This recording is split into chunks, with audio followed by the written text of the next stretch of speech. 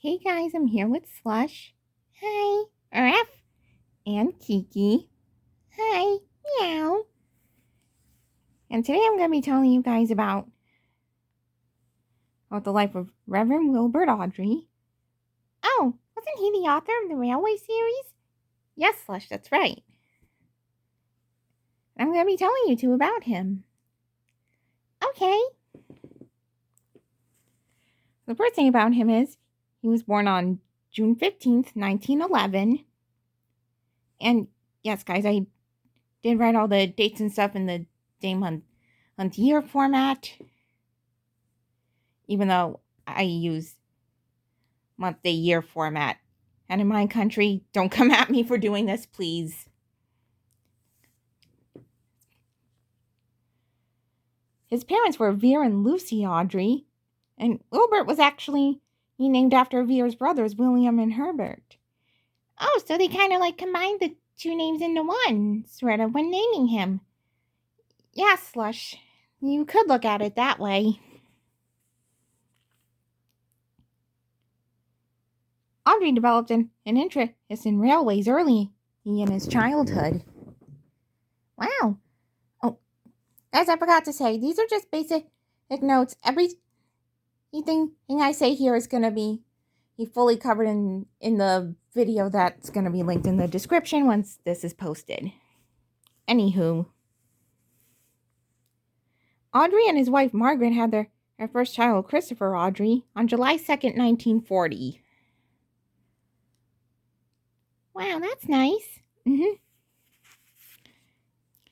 the family's second year in Birmingham, Christopher fell ill with measles. Oh dear. Yeah, and mind you, this was decades before there was a measles vaccine. But I don't want to get too off topic. Anywho, Wilbert entertained Christopher with its stories and rhymes. One about trains lined up in a shed, and which Christopher was particularly fond of. Aw, that's nice. Wilbert drew a picture to go along with the rhyme, and which depicted a set of engines, each with a different expression. One of the engines was frowning, which Christopher had a few questions about. Oh, so what did Wilbert tell him? Well, Slush, Wilbert named the engine Edward, explained that he was old and was let out of the shed, and with help from a kindly crew. Oh, yeah. Little did anyone know at the time, this story was going to become the very first one in the Railway series that would come out later. Wow. Yep, there was a little bit of foreshadowing going on here. Wilbert wrote two other stories about engines named Gordon and Henry. I think you two know where this is going, don't you? Yeah, we know. Yeah, I can see it already. Even after Christopher was feeling better, he still enjoyed the stories, but wanted them to be told the same every time. Typical of a toddler, I would imagine, since he was a toddler during that time. That prompted Wilbert to write them down and draw pictures to go with them. Wow. A bit later in the year, Wilbert made a toy train for Christopher. Due to a lack of parts, the engine became a new Railway series character. Christopher named the engine Thomas and asked for stories about him.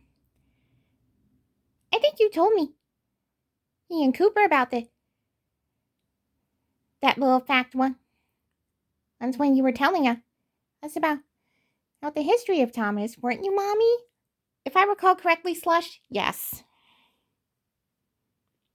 Anyway, Margaret wasn't impressed with Wilbert's stories and wanted him to get them published. Wilbert's mom, Lucy Awdry, he helped too, with getting the stories offered to publishers.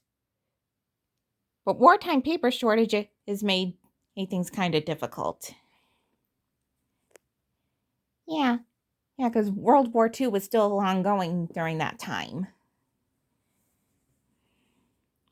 But they were finally showed to Edmund and Ward. Franklin Edmund Ward published the first 3 stories into a single book, The 3 Railway Engines. A 4th story was added to round out the book. The 3 Railway Engines was published on May 12, 1945. Oh, so this is technically the 80th anniversary of the Railway series this year. Yes, Slush, this year did mark the 80th anniversary of the Railway series. After the success of the first book, Wilbur wrote a few stories about Christopher's train, Thomas the Tank Engine.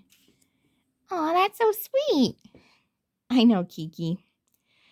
Thomas the Tank Engine was published on September 14, 1946. Although Wilbert wanted to end the stories after publishing in the ones he'd written for Christopher, Eric Merritt wanted more from the series. So Wilbert decided to write about James, who had previously only been seen briefly. Oh, yep. James the Red Engine was published in September 1948. Then Wilbert wrote a 4th book that focused on Thomas's branch line. It was titled Tank Engine Thomas Again, and released on New Year's Eve 1949, starting a trend where one Railway series book was released each year. Oh, so kind of a pattern started here. Yeah, Slush, in a way.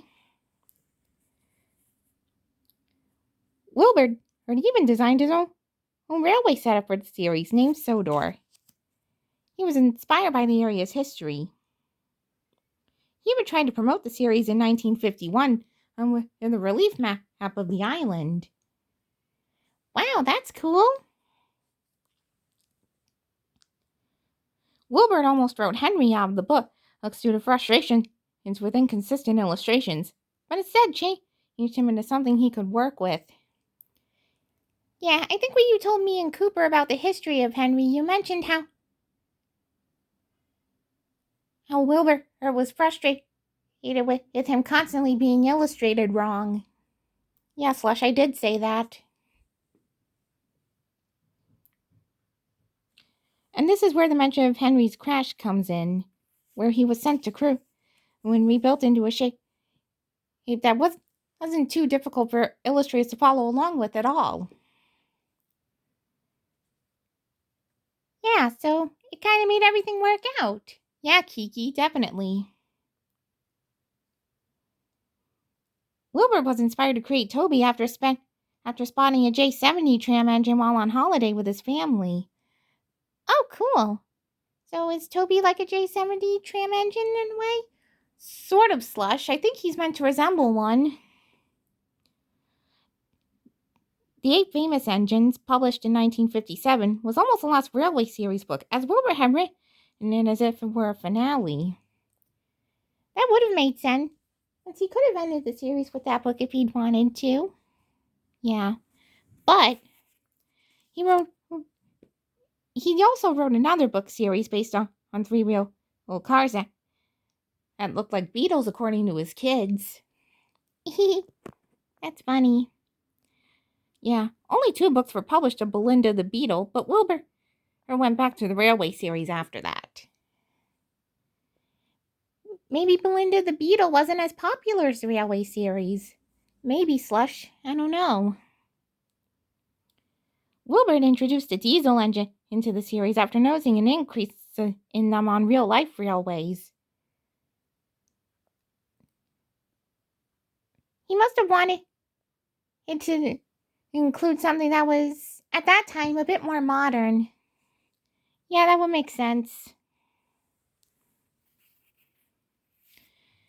Another diesel, a permanent one, was introduced in 1962, whose branch line engines. Oh, you mean Daisy? Yep, that's right, Slush. In 1979, he met Britt Allcroft. She had read his books to prepare for the filming of a movie about steam returning to the UK, and she also wanted to adapt the Railway series for TV. I think you two know where this is going, don't you? Yep, yeah, I think I see it. Thomas the Tank Engine and Friends premiered on October 9th, 1984, quickly becoming a success.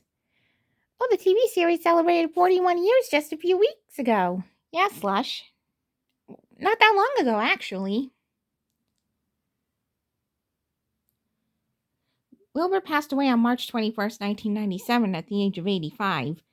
But even almost 30 years after his death, his legacy is still being honored in a whole bunch of ways today. Oh, that's nice. Yeah. Wilbert Awdry seems so cool. Yeah, he definitely made history with the Railway series. I know. Yeah, guys, that was just me telling these two a little bit about the life of Wilbert Awdry. The full video about him is going to be linked in the description, where everything I just said is going to be described in more detail.